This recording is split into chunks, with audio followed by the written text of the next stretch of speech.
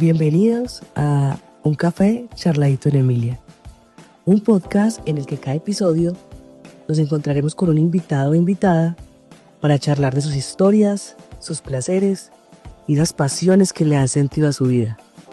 Porque alrededor del café siempre hay algo que decir y alguien dispuesto a escuchar. Yo soy Jenny Osorio y gracias por estar aquí.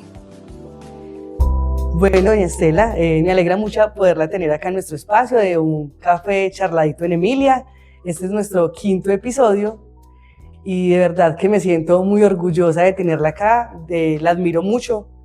Me siento muy orgullosa cada vez que la he visto en los espacios resaltando nuestro municipio, los procesos, el ser mujer, el ser madre, el ser esposa. De verdad que yo siento que a veces para nosotras se torna un poco difícil el proceso, pero poderla ver a usted hace que nosotras nos inspiremos de verdad demasiado.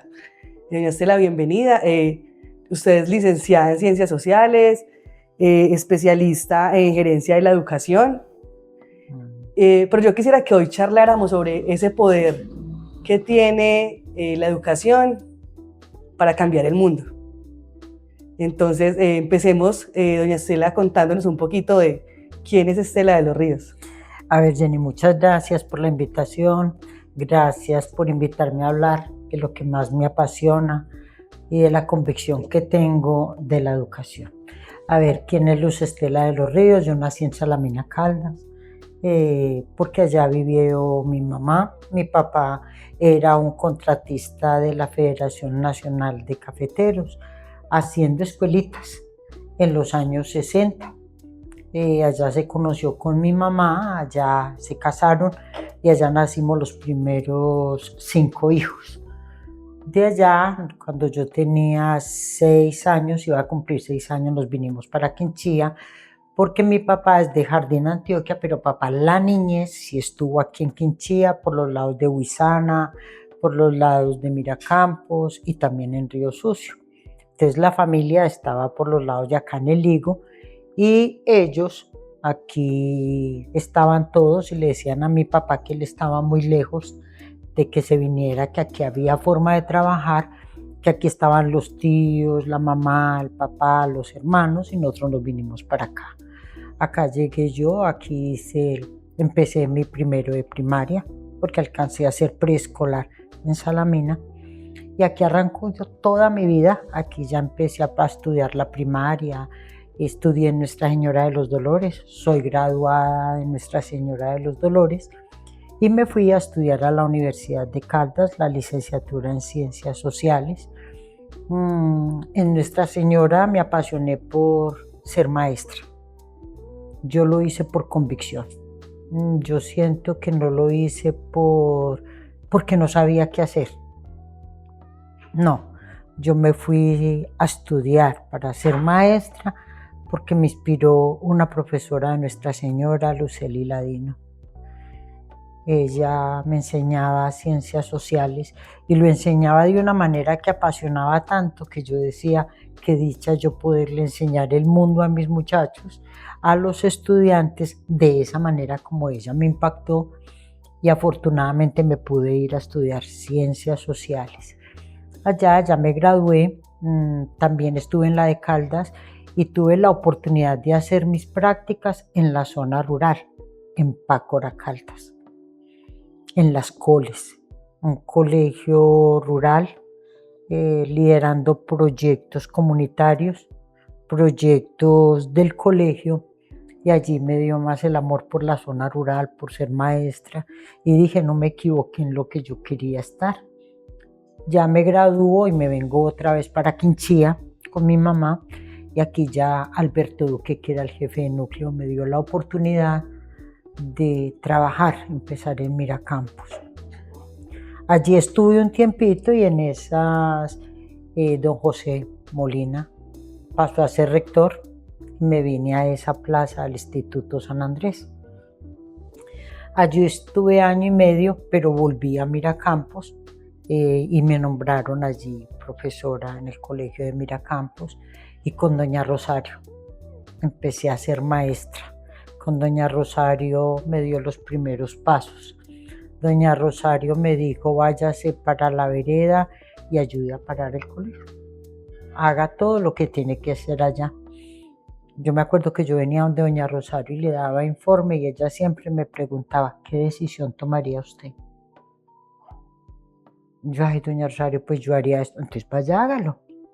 Entonces, esa era la forma de educar de doña Rosario, dándome la oportunidad de que experimentara qué fue, y posteriormente ahí fue donde ella me ayudó para que fuera rectora de Miracampos y allí empecé a trabajar como maestra. También soy madre, también soy hermana, también soy esposa, también soy amiga, y mi vida gira es en torno a la educación. Doña Estela, cuando usted recuerda que era una niña que llegó aquí en Chía, ¿qué de esa niña sigue en usted hoy siendo rectora? Mi capacidad de entender a los estudiantes, porque yo fui muy inquieta, yo fui muy lanzada, yo todo lo quería saber, yo todo lo quería explorar. A mí me decían no, y yo le decía a mi papá, sí, yo lo hago. Y lo mismo con mi mamá. ¿Qué queda eso con mis muchachos? Los niños son así, los jóvenes son así. Solamente de que uno tiene que tener quien lo guíe, quien lo oriente. Y yo tuve a mi papá y a mi mamá que me orientaran, que me dijeran, eso no es correcto, eso es lo correcto. Entonces yo pienso que eso me quedó a mí con mis muchachos, de poder entender mis jóvenes, de llevarlos por el camino del sueño, de la verdad, de la honestidad, de la transparencia, de ir detrás de los ideales, pero que estén marcados dentro de una buena convivencia, dentro del respeto, el de ser ejemplo, el hacer las cosas bien hechas. Entonces eso me facilita mucho poder estar con los niños y con los jóvenes. Tener esa capacidad de ponerse en el lugar de ellos. Claro, eso es lo fundamental. Entonces, estando en Miracampos, ya usted se convirtió en rectora. Sí, porque yo fui coordinadora, cuando eso se utilizaba una figura por descarga académica, entonces yo fui coordinadora desde el año 1991 hasta el 98. Y en ese periodo empecé allá en Miracampos con otros profesores, y como coordinadora me dieron la tarea de que teníamos un grado sexto, pero que teníamos que llevar la proyección de esos estudiantes.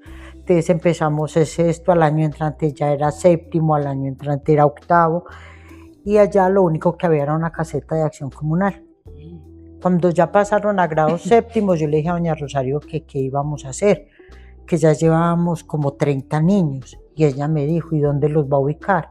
Yo le dije, doña Rosario, yo no sé. Me dijo, pues vaya, miren la vereda a ver dónde los va a ubicar. Cuando ya tenga dónde los va a ubicar, viene que los hacemos la matrícula.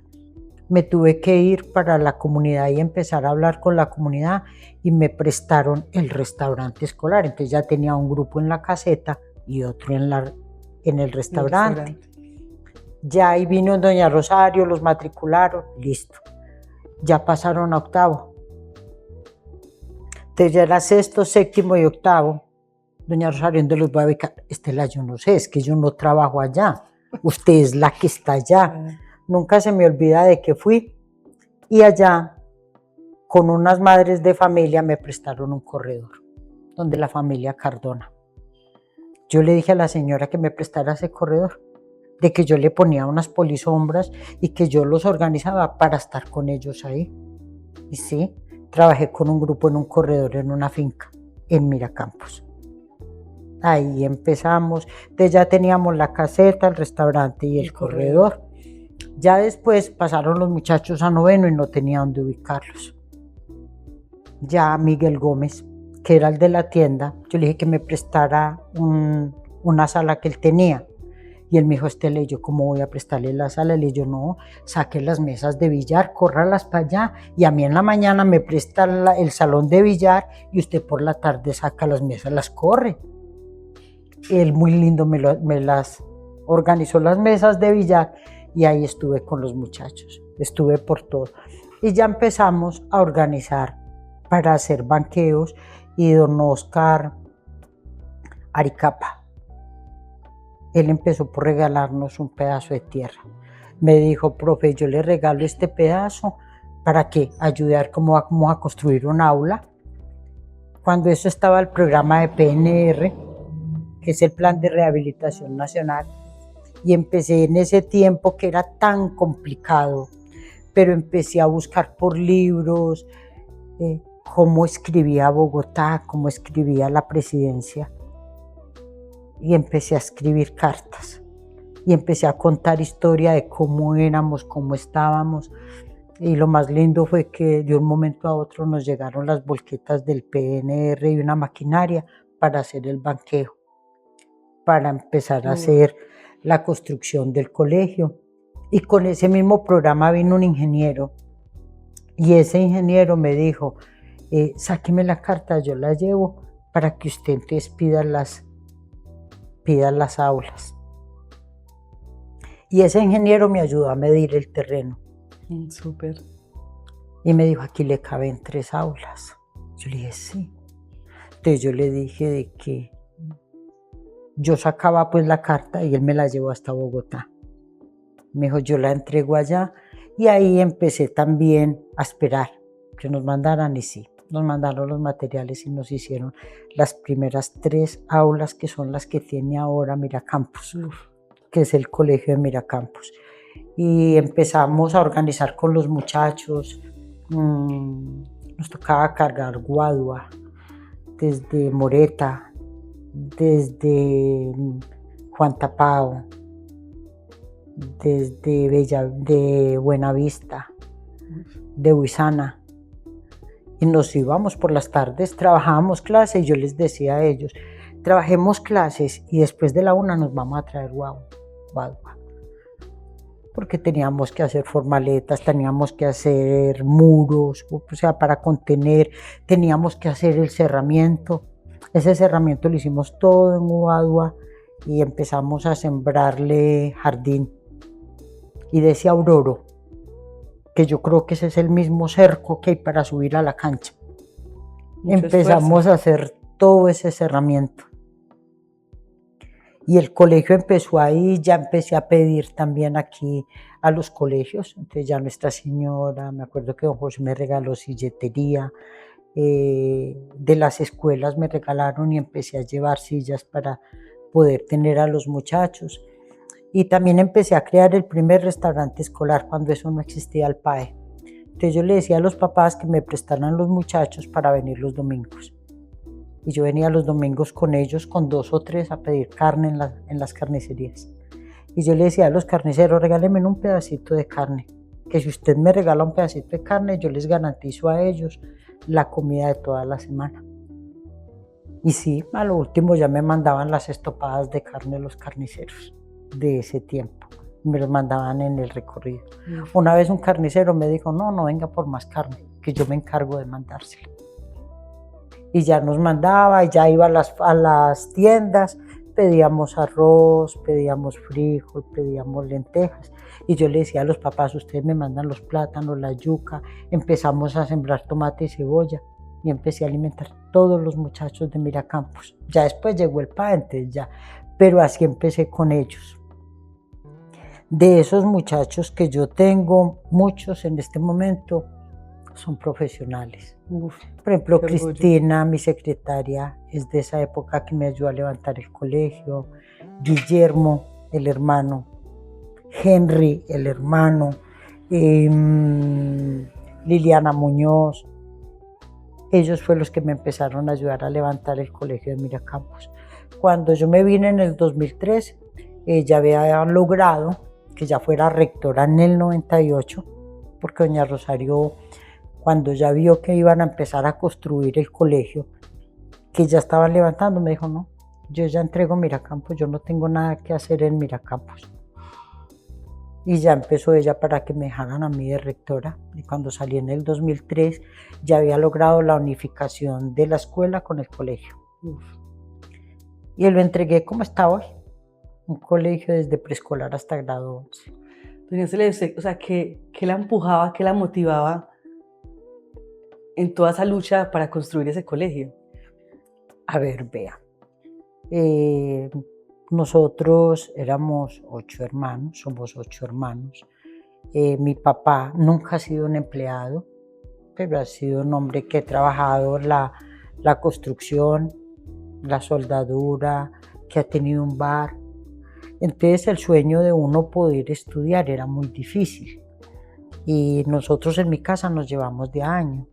Entonces cuando yo salí de 11, salí con mi hermana y uno pensar de irse a la universidad era una dificultad muy grande, aunque a mi papá siempre le gustaba de que estudiáramos, porque él no estudió, pero papá siempre nos decía y mi mamá que estudiáramos. Nosotros veíamos ese sueño muy lejos, y más para uno irse para la ciudad, mucho peor. Yo empecé a llamar a mis tías, a decirles que yo quería estudiar, que si me daban la oportunidad, que yo hacía lo que fuera. Entonces ya mi papá también habló con ellas y me dieron la oportunidad de que me fuera a la Universidad de Caldas. Cuando yo empecé a poder estudiar mi sueño, entonces yo digo, ¿por qué yo no puedo ser también un vínculo para darle sueño y oportunidad a otros? Yo dije, si a mí tanta gente me ayudó a salir adelante, yo ¿por qué no voy a poder dar lo mismo a otras personas que salgan adelante? Entonces, eso es lo que yo he hecho, y entonces yo he trabajado en la zona rural y yo veo la dificultad de un niño de tener una buena escuela, de poder ir a un colegio, de que viven tan lejos, y yo hacerme como ignorar esas necesidades, yo no me siento capaz. Entonces digo, no, yo también tengo que ofrecer oportunidades, y si las puedo dar mejores, las hago. Entonces la oportunidad que yo tuve es lo que yo me reflejo en ellos para poderle dar a ellos también esas oportunidades. Doña Estela, cuando usted mira el panorama de la educación, ¿qué es lo que más le duele de la educación en nuestro territorio? ¿Qué me duele de la educación? Es que nosotros tenemos que entender que la educación es social. Por la educación, nosotros formamos generaciones, Jenny. Todas las profesiones son muy lindas, pero es que en la escuela el niño aprende a ser ciudadano, convive, comparte, tiene sueños, cristaliza oportunidades. ¿Qué me duele de que en ciertos momentos no miremos la importancia de la educación, del compartir, del estar allí, de tener unas buenas inversiones en los colegios? Es abrir todas las posibilidades de los que los niños necesitan y requieren, porque es que a través de la escuela es que están los médicos, a través de la escuela están los abogados, a través de la escuela es que tenemos los concejales, tenemos los alcaldes, los presidentes. Entonces yo pienso que la educación la tenemos que entender como una parte social, y me duele mucho eso, que no entendamos la importancia social que tenemos que darle los maestros y el Estado a la educación. Sí, porque es triste cuando vemos los presupuestos que hay para educación que no alcanzan a cubrir lo que las instituciones necesitan. Lo vemos acá en el pueblo, vemos que hay instituciones en el campo que no tienen todas las cosas que necesitan para poder funcionar, y esos recursos no llegan. Cada institución debe como luchar mucho para mirar cómo puede funcionar. Nosotros vemos ahora en el núcleo que es hoy un modelo de cómo ustedes han encontrado también otras formas de financiar sus proyectos, de traer otros recursos, pero no muchas instituciones lo hacen, y se sigue viendo esa falencia en el tema económico para la educación. Exactamente, y eso es lo que no debería ser. Exacto. Es que yo siempre he dicho, la escuela tiene que ser el mundo de oportunidades. Y yo pienso de que si económicamente el niño en su casa no puede tener internet, en la actualidad no puede tener un buen computador, el colegio debería de tenerle internet, tenerle un computador, porque es que el colegio no puede ni la escuela ser una limitante del avance que tiene el mundo. Antes El colegio, la escuela debe ser esa ventana para abrirles a ellos la posibilidad de todos los avances que tiene el mundo y que ellos no se sientan marginados, porque yo siento de que los niños y los estudiantes, cuando están en una escuela y en un contexto que no es el que les favorece a ellos para los sueños, es donde ellos se desilusionan y si mejor se van. Porque yo pienso que un niño hacer tareas, viendo el mundo como está de avanzado y que llega a la escuela y tampoco hay nada, pues él dice, pues si en mi casa no tengo nada y en el colegio tampoco, pues ¿para qué estoy haciendo este proceso? Entonces muchas veces eso es lo que marca la deserción. Pero cuando el muchacho encuentra un espacio distinto, él dice, uy no, qué dicha, yo voy a ir allá porque es que allá yo voy a aprender lo que me está pidiendo el mundo. Sí. Ese debería ser el deber ser de los colegios y de la escuela. Eso. Sí, tiene usted razón. Doña Estela, para liderar, como usted lo ha hecho, se tiene que tener muchísimo carácter.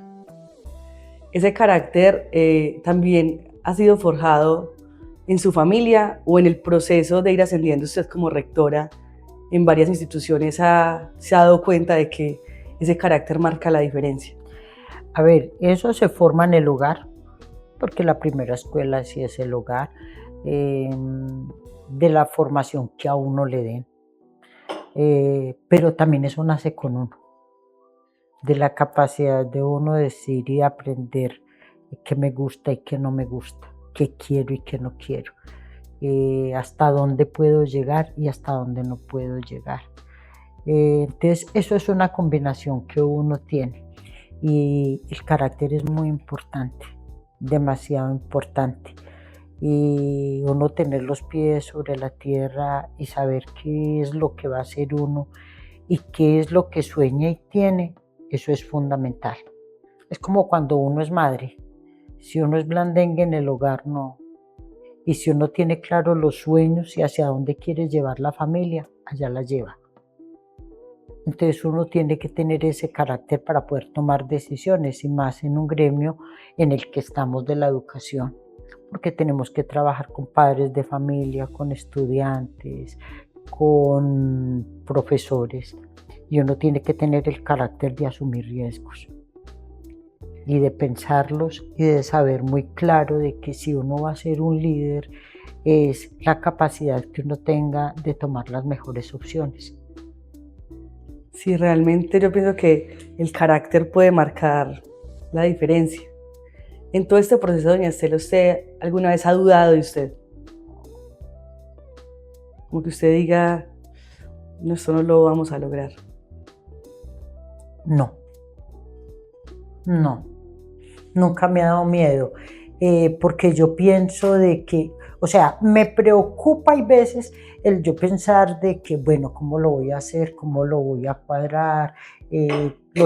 Los tiempos que no me vayan a dar, pero que me dé miedo meterme, no, porque yo pienso que uno cuando es líder, lo que menos puede mostrar es fragilidad o impotencia para hacer las cosas, que le dé a uno susto decir, bueno, el tiempo en que me voy a demorar va a ser esto, yo quiero que las cosas me salgan así, sí, pero uno tiene que enseñarle a los maestros y a los estudiantes a que uno debe de arriesgar siempre y cuando vaya uno por el lado correcto, por lo que es lo legal, sin tapujos, sin mentiras, sin engaños. Entonces yo nunca pienso en negativo, yo siempre pienso en positivo.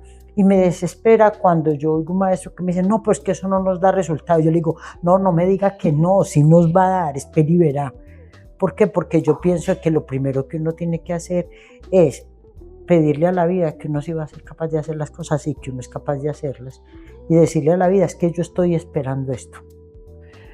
Doña Estela, ¿cómo ha sido ese cambio de chip que usted le ha inyectado a sus docentes? ¿Cómo ha sido? Primero yo tengo que ser la convencida. Yo tengo que tenerle claro y llegar con esa misma seguridad al maestro Y que si él va a empezar a decirme, no, pero es que esto, no, pero es que hay esto, no, pero es que, no, es que hay esto. Entonces yo pienso que uno de líder siempre debe de tener el as bajo la manga y tener la plena seguridad y la plena convicción de qué es lo que va a hacer. Y también demostrarle a la gente que es que uno nunca los va a dejar solos, que uno está ahí y que uno va a ir hombro a hombro y que lo que uno necesita es el apoyo de ellos y que la parte esencial del proceso son ellos y que el perfil, la capacidad, los conocimientos y la habilidad la tienen ellos. Yo me metí con la mecatrónica y no sé nada de mecatrónica, pero ellos la tenían. Y yo le decía, profe, yo quiero hacer esto, pero es que eso lo tiene usted, yo no lo tengo. Dígame cómo lo hacemos entre los dos. Profe, veas que eso se hace así, rectora, así, así. Yo le decía, yo le redacto todo, yo lo organizo, pero usted lo lleva a la práctica y yo estoy con usted. Pero rectora, es que necesitamos, yo los busco, yo los llamo, yo los traigo, dígame cómo es. Entonces cuando ellos ven esa capacidad de uno decirle, no es que usted es bueno en esto, entonces él se contagia de eso. Y yo no tengo que mostrarle a mi maestro que yo soy la sabelotodo y que me lo sé, no, es decirle a él, es que yo de eso no sé, pero usted sí sabe, ayúdeme. Porque muchas veces los rectores o el líder cree que si le dice al maestro, yo no conozco de eso, yo no sé de eso, entonces va a perder credibilidad. No. Es mostrarle que uno tiene limitaciones, pero que el conocimiento lo tiene él. Y que con él de la mano es capaz uno de salir adelante. Entonces yo creo que eso es lo que me pasa a mí en el colegio con mis maestros. Entonces yo acostumbro a mostrarles de que siempre hay un camino más fácil, que no es difícil. ¿Y cómo se equilibra ese ser exigente con el equipo de trabajo, pero sin uno dejar esa parte de humanidad? Es que por un lado va la exigencia en cuanto a lo laboral, pero por otro lado va la parte humana de yo poder entender que el maestro también tiene problemas, tiene dificultades, también tiene situaciones familiares que lo acongojan, tiene situaciones sentimentales. Entonces uno tiene que ser muy equilibrado en eso. Es que una cosa es la parte laboral de los resultados que tenemos que mostrar, pero nunca perder de lado que es que él también es un ser humano, que también hay momentos de frustración, de tristeza, de agobio, de problemas, y que ahí está uno. Entonces uno equipara eso, y cuando el maestro se siente respaldado y apoyado también en esa parte, entonces ellos también ven que uno puede trabajar con ellos de la mano y que ellos pueden aportar mucho a lo que se está trabajando. Y también es la forma como uno les maneja, Jenny. Yo también le digo a mis maestros, mis muchachos pueden tener hogares con dificultades, pueden tener violencia intrafamiliar, pueden tener mucha pobreza, pero si él llega al colegio y ve una escuela linda, ve una profesora bonita, que esa profesora usa una buena loción, pero que se acerca a ellos, él se va a sentir compensado. Bueno, en mi casa tengo esta dificultad, pero llego al colegio y siento esto. Y usted aquí lo recarga de energía. Yo también a mis muchachos les he hablado mucho, a mis estudiantes. Yo les digo, el mundo afuera es un mundo de conflictos, de problemas, de guerras. ¿Para qué nos vamos a matar nosotros mismos aquí adentro si estamos en un lugar tan pequeño? No, llenémonos de energía, de positivismo, y que cuando abramos la puerta para irnos para la casa, vamos recargados para enfrentar todo lo que sea. Y es lo que trabajamos mucho con ellos y con los maestros. Que antes uno pueda salir del colegio a hacer ese factor de cambio en la casa. Exactamente. Yo les hablo mucho de romper las cadenas, de que si en la casa hay violencia, ¿por qué yo voy a llevar la violencia a otra parte? No es necesario. Es romperla. Yo les digo, no carguemos con eso, no lo carguemos, que no es necesario. Si tuve una violencia intrafamiliar, de un papá agresivo, ¿para qué lo voy a cargar yo? No, soltémoslo, no lo carguemos. Y yo le hablo mucho a los muchachos, y en la medida en que lo vamos soltando nos vamos alivianando.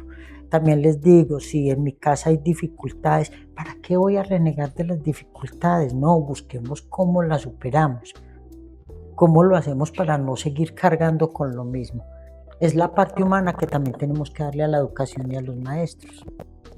Y que es desde esa parte humana que realmente se puede cambiar el mundo.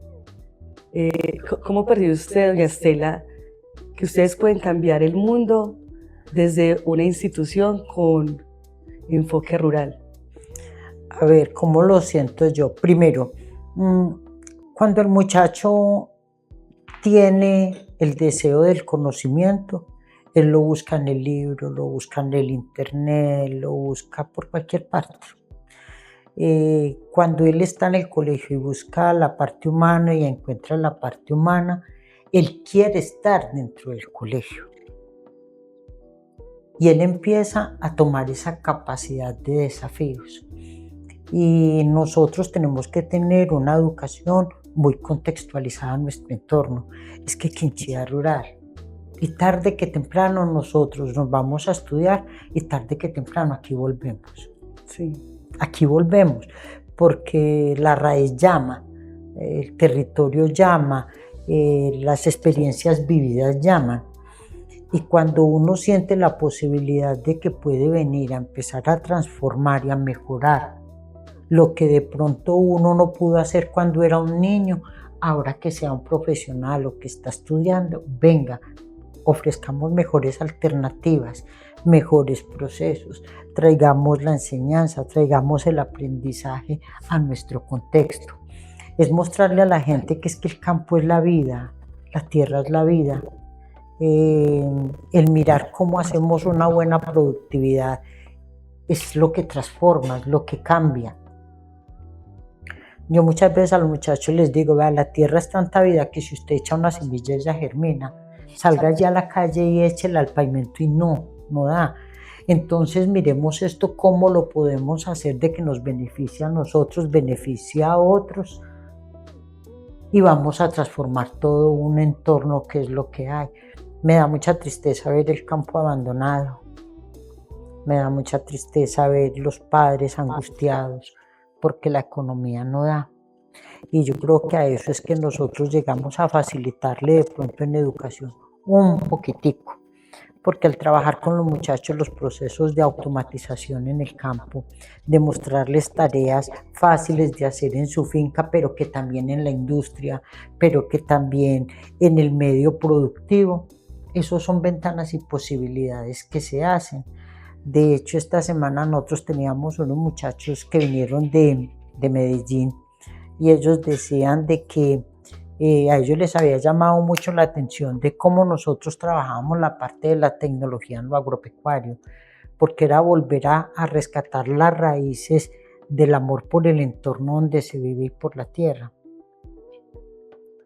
Y pues yo lo he dicho muchas veces, pero yo estoy convencida de que la transformación de las materias primas hace los productos más rentables y va a hacer que los jóvenes sientan esa conexión con que yo puedo seguir aportando a mi finca en la transformación, en el diseño, en el mercadeo. Es rentable y vale la pena pues quedarme acá y hacer parte del proceso. Exactamente, es que a través de la rentabilidad que nosotros leemos a lo que hacemos es como van a mejorar nuestras condiciones y calidad de vida y se va a abrir las oportunidades a otros. Y que hoy, antes nosotros podíamos decir, pues estamos ubicados en un pueblo a 3 horas de la ciudad, pero ahora la comercialización a través de las redes sociales, de las páginas web, pues hace que uno esté a un clic de distancia. Exactamente, y puede que Pereira esté allá, y es lo que yo le decía a mis maestros, nosotros tenemos muchas oportunidades de salir, de ir a Pereira, de estar, de tener el acceso a conocimiento, llevémosle ese acceso de conocimiento a los muchachos, que ellos sientan que Pereira no está tan lejos, que el mundo no está tan lejos, y que si el mundo es tan grande y tan global, él también puede hacer parte productiva de ese mundo tan global. Entonces yo les digo a ellos, hablemosles también, miremos cómo a través de la inteligencia artificial podemos trabajar procesos, entonces que el muchacho diga, sí, ya lo tenemos aquí en el colegio, y de hecho yo con ellos busco muchos cursos gratuitos, entidades que nos los están ofreciendo. Ya los profesores vienen y me dicen, me encontré una universidad en Brasil que nos va a dar este taller para que trabajemos con los... Yo, hagámosle. Rectora, pero es que mire, el internet está bajito. No, espere y verá, conectemos un videobin, hagámoslo general en pantalla para que todos se conecten y trabajen. ¿Sí? Es buscar las alternativas. El colegio no tiene muchos recursos, pero es tanto el poder de sensibilización que tienen los maestros que no les debería hacer. Pero ellos pagan su plan de internet para el colegio. Entonces ellos dicen, venga, yo le conecto el internet a mi sala, a mi salón, para que tengamos este acceso con los muchachos. Yo les digo a ellos, no es el deber ser, pero es la oportunidad, y ellos me dicen, no, pero bueno, últimamente es lo que le podemos aportar a los muchachos. Y entonces uno también empieza a verlos cuando el muchacho va terminando 11 que le dice, yo me quiero ir a estudiar veterinaria, me quiero ir a estudiar agronomía, me quiero ir a estudiar diseño gráfico, me quiero ir a estudiar mecatrónica, yo quiero estudiar una ingeniería. Entonces ellos dicen, uy, sí, como que, ay, se ve compensado el trabajo, porque uno dice, bueno, ya empezaron a soñar. Ha valido la pena cada segundo. Ha valido la pena, exactamente. Entonces, eso es lo que nosotros llevamos y hacemos, y es lo como podemos hacer con los maestros, esta compenetración también con los estudiantes. Doña Estela, ¿y cuál ha sido ese momento donde usted ha dicho, pues seguramente muchos, pero me gustaría que de pronto nos mencionara uno, ha valido la pena cada segundo el esfuerzo que yo he hecho para esto? Cuando me he ganado los premios, y cuando llego y los muchachos me dicen, lo logramos. ¿Por qué? Porque cuando dicen lo logramos, es que lo sienten ellos también. Y cuando yo puedo tener un premio y que ha sido visibilizada la institución, y que siento que ellos me dicen, uy, el colegio como que ve bien, uy, como quedamos de bien, y que vienen de otras partes y hacen videos de ellos trabajando, mostrando, y veo el orgullo de ellos, digo, valió la pena. ¿Cuántos estudiantes tienen hoy en el núcleo? 1054 estudiantes en todas las sedes y en todos los modelos flexibles. ¿Y cuando usted llegó, cuántos estudiantes había? A ver, cuando yo llegué habían como 220 estudiantes en Mucho primaria y en el colegio. Sí. ¿Hay alguna historia de uno de esos estudiantes que de pronto la haya marcado y que usted la tenga siempre presente?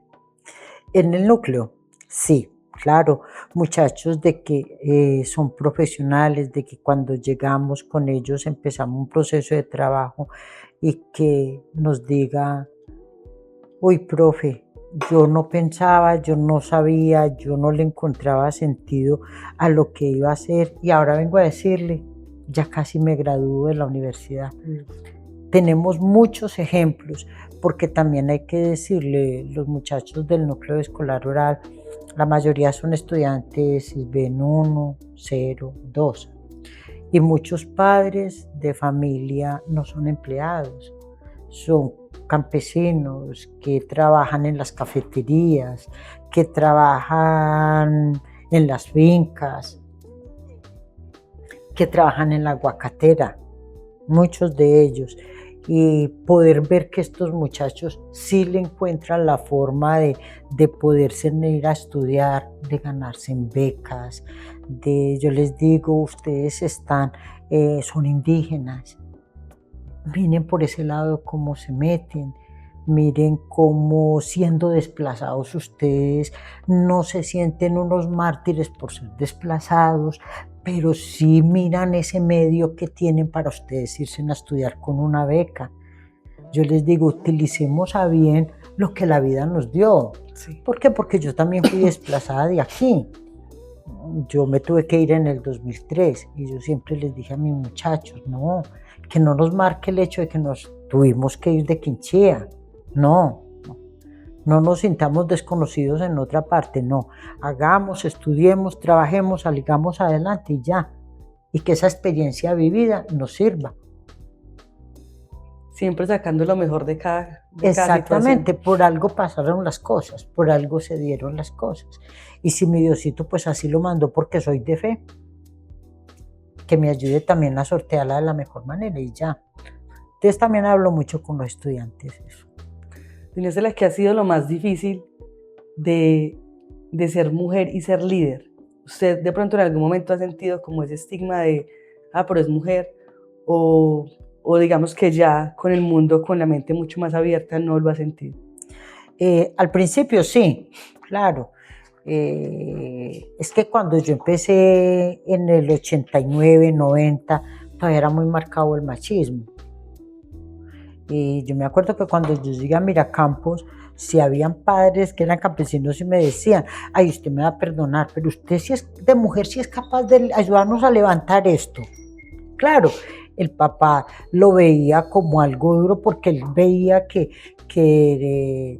la que era mujer era la profesora, pero el director de la escuela por regular era un hombre.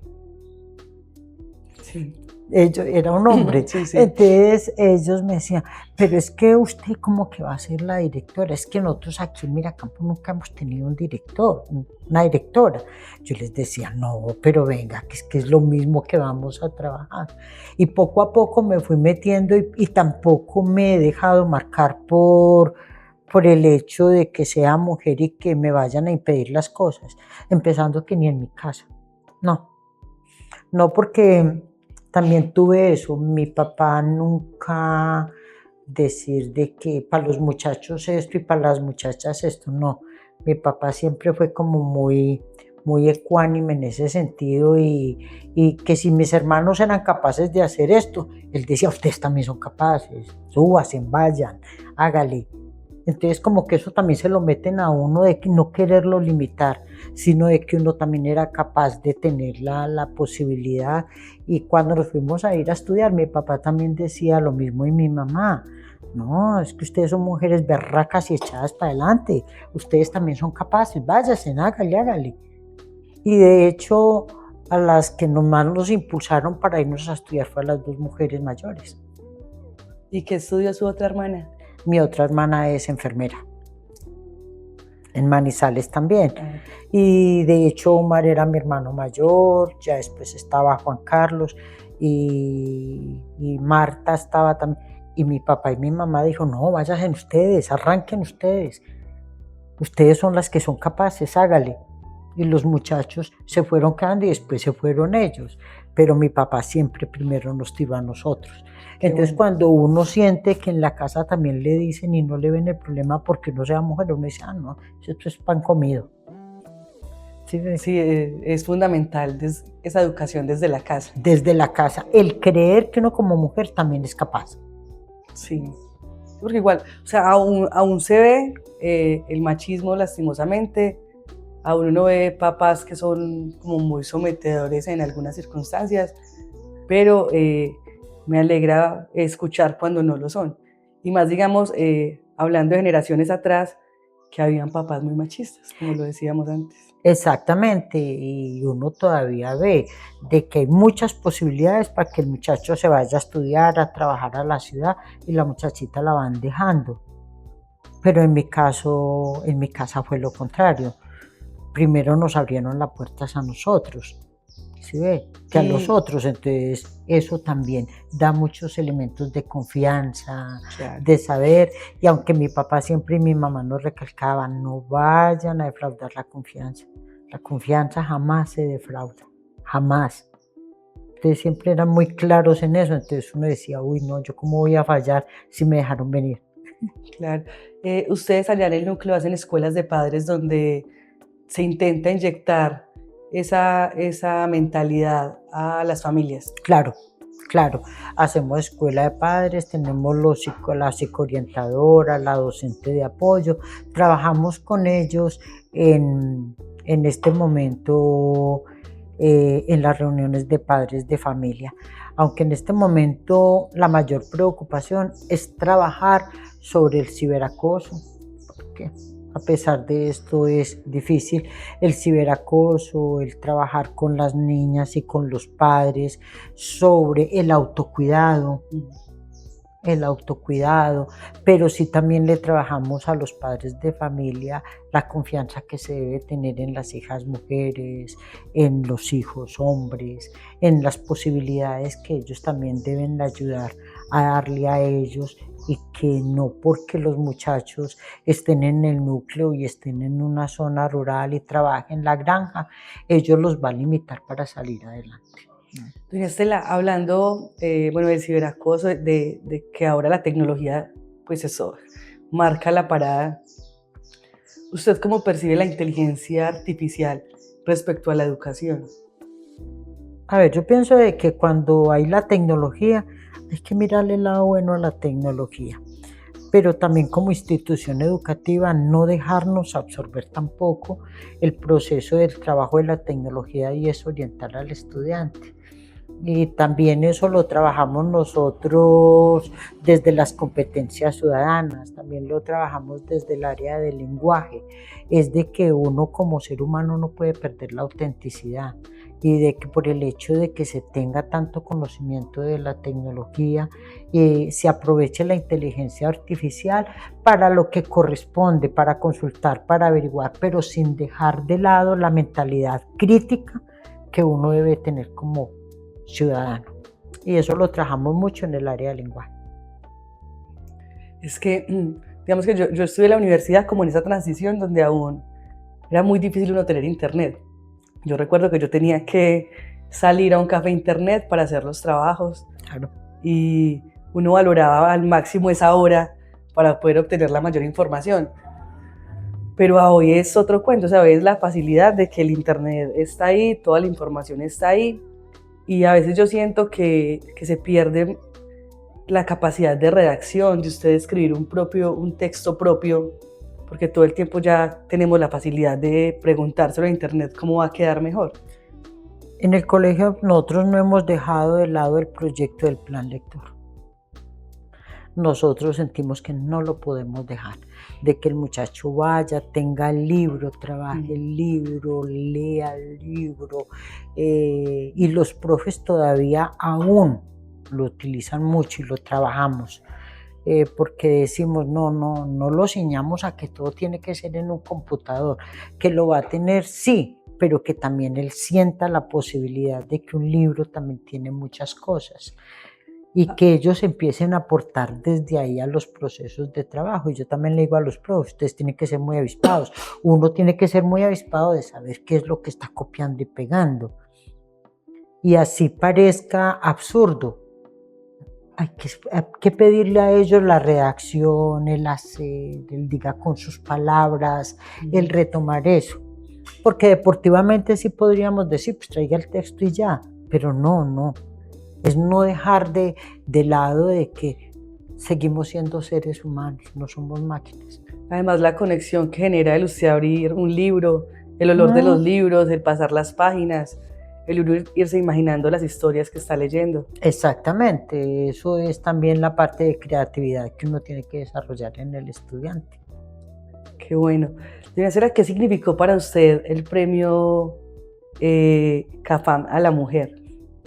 Todo, desde es poder mostrar toda una institución y es poder mostrar toda mi labor desde que inicié.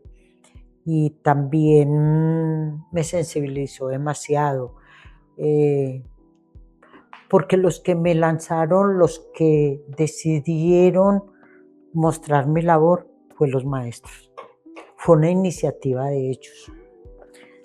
Cuando primero empezaron las convocatorias de Mujer con Familiar, fueron ellos.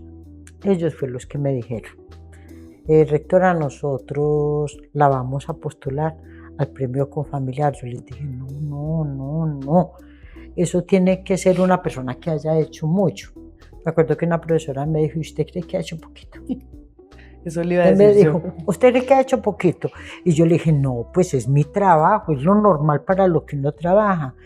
Y me acuerdo que Cristina, la secretaria, me dijo, no es lo normal que hace. Yo estoy aquí por usted. Y ya dijo Guillermo también y los otros profes, es que mire, si vamos a hacer la historia, hagámosla. Deje de que nosotros la postulemos. Yo les dije, no sé, entonces hasta la profe me dijo, usted no tiene que hacer nada, nada. Nada, nosotros hacemos todo, lo postulamos, nos buscamos su historia, la recorremos, la tenemos, nosotros la hacemos. Yo les dije, bueno, dijo, lo único que tiene que hacer es regalarnos pues la foto, o sea, para ponerla en la portada. Yo les dije, listo. Cuando ya fuimos con familiar, porque ellos mandaron, yo no quise leer lo que ellos mandaron, no, yo dije no, yo espero a ver qué pasa. Resulta que cuando ya me llamaron allá con familiar, me dijeron que les contara sobre mi historia que habían postulado los maestros. Entonces yo la conté. Me dijeron, ya. Ya después vinieron a hacer el video, ya ellos dijeron, y ya con familiar dijo, la vamos a postular a Premio Cafán a la Mujer. Y yo también decía, no, pero es que pues de esas cosas de que uno toma su labor como muy de uno, muy es, y yo decía, pero venga, es que es la labor que uno cumple y es lo, pero cuando ya empecé a darme cuenta que no es lo normal de que hace todo el mundo, de que siempre hay un shift, de que se piensa, se transforma, y de que se ha inspirado tanta gente, de que se ha impactado tanta gente, de que se sienten orgullosos de estar con uno. Ya me di cuenta del valor tan grande y el significado que tiene el ser mujer Cafán. Y ahora que en enero me notificaron que iba a recibir el premio Alma de la Ruralidad como una de las líderes que impulsa procesos de transformación de los territorios, que eso es del Instituto Interamericano. Me hizo poner. Del Instituto Interamericano para la Cooperación de la Agricultura, que eso es de la OEA. Felicitaciones, doña Estela. Muchas gracias. Tengo que esperar porque me notificaron que iba a recibir el premio. Vamos a esperar cómo es. Entonces yo digo, entonces sí ha valido la pena.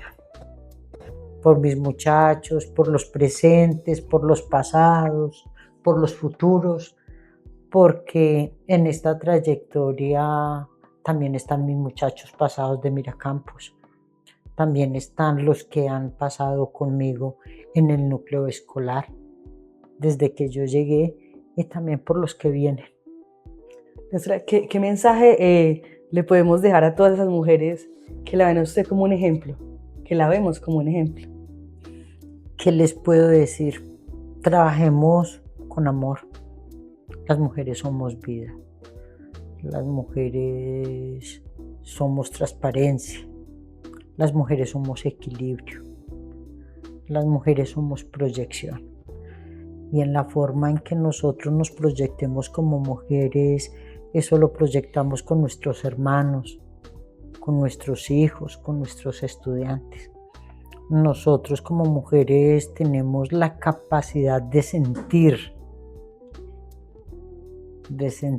tenemos la capacidad de el acercamiento a cualquier ser humano, por machista que sea el hombre, por machista que sea, por rudo que sea.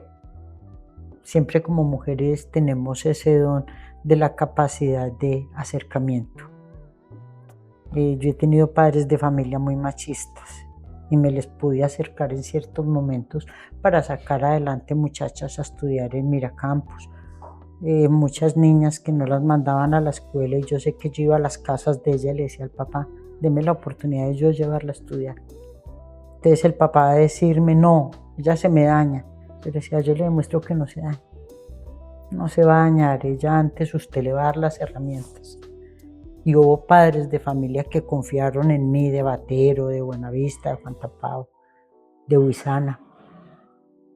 Entonces uno de mujer tiene mucha capacidad de acercamiento.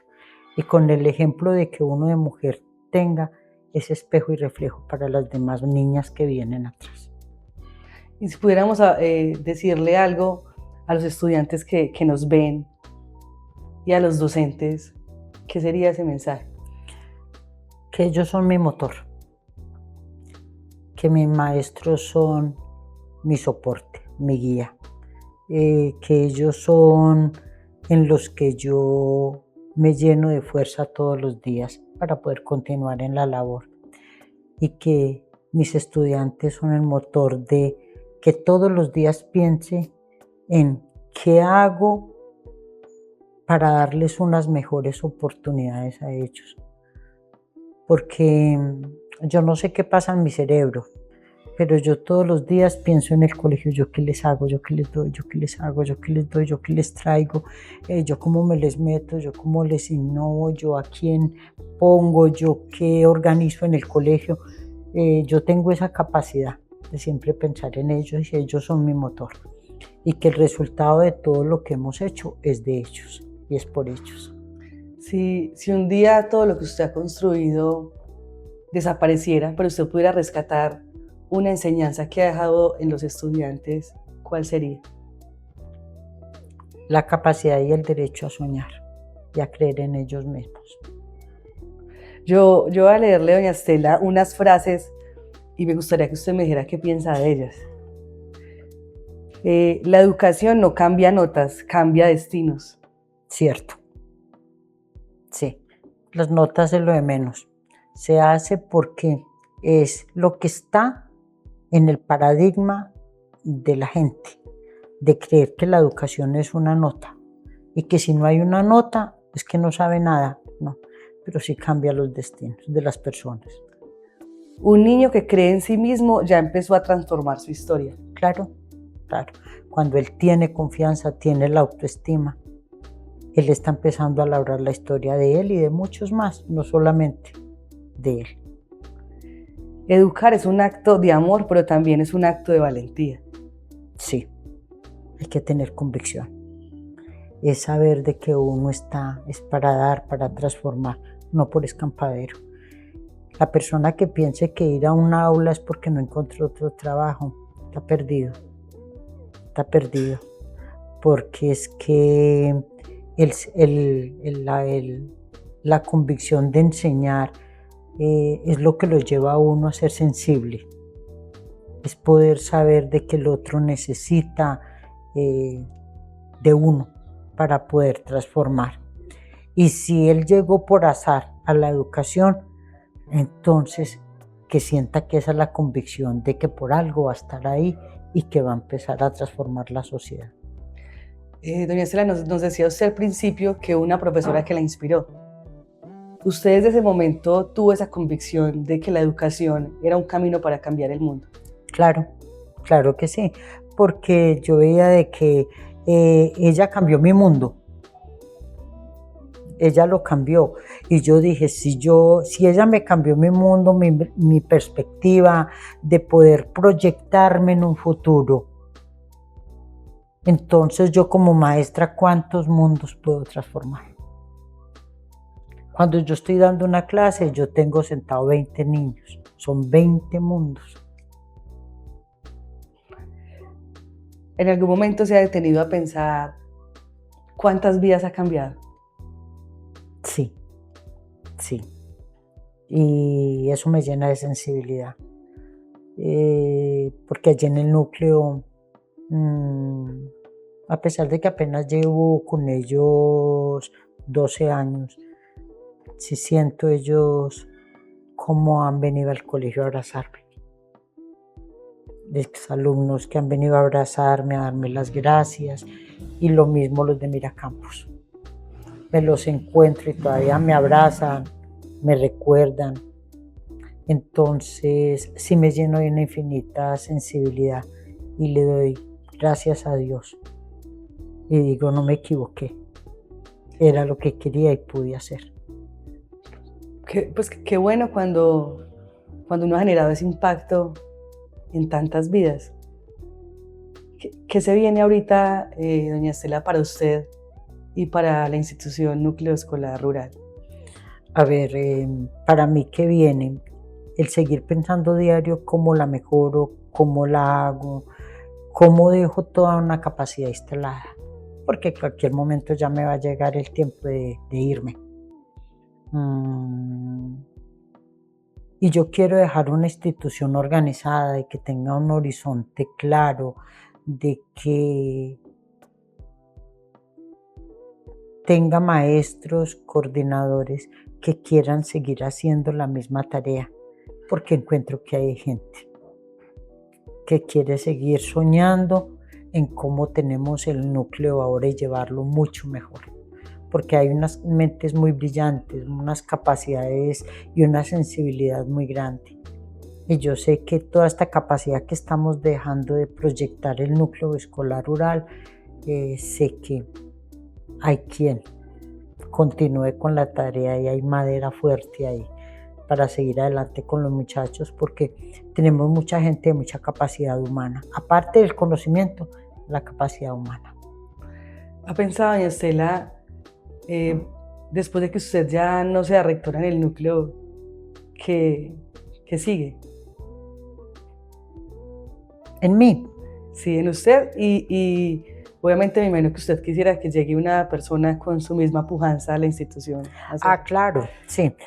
A eso me refiero yo, Sí. que hay gente de que tiene muchas capacidades, de que tiene mucha sensibilidad, que tiene mucho humanismo.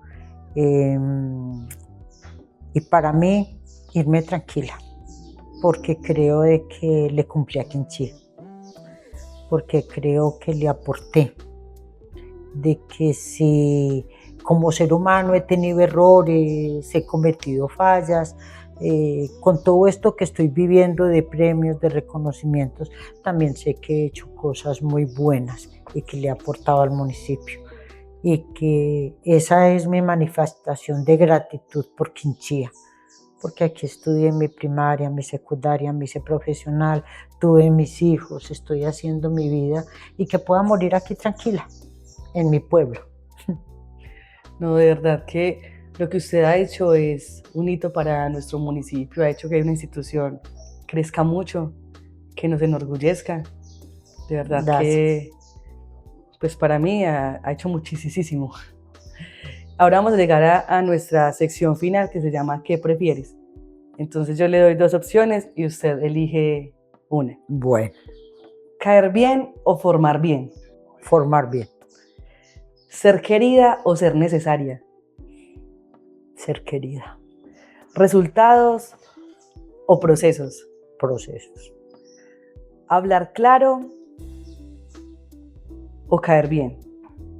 Hablar claro. ¿Paz o propósitos? Propósitos. Es que el propósito da paz. El caer bien, pero si hay un proceso, él queda. Entonces eso es lo fundamental que uno tiene que tener muy claro. Yo sé que a mucha gente no le puedo caer bien, pero a la larga van a ver que lo que se hace con el propósito, con lo que fue con la buena decisión, era porque valía la pena. Y que a veces los cambios son difíciles. Si uno viene acostumbrado a algo diferente, a veces los cambios chocan. Pero cuando uno ve los resultados, uno dice, vale la pena. Sí, porque es que eso son también otras cosas que uno encuentra.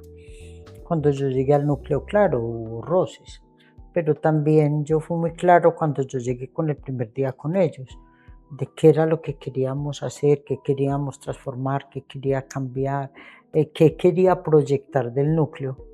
Porque me acuerdo que Alejandro Ugarte, que fue el que me dijo, vuélvase para Quinchía, él me dijo, necesitamos que usted nos coja el núcleo escolar rural.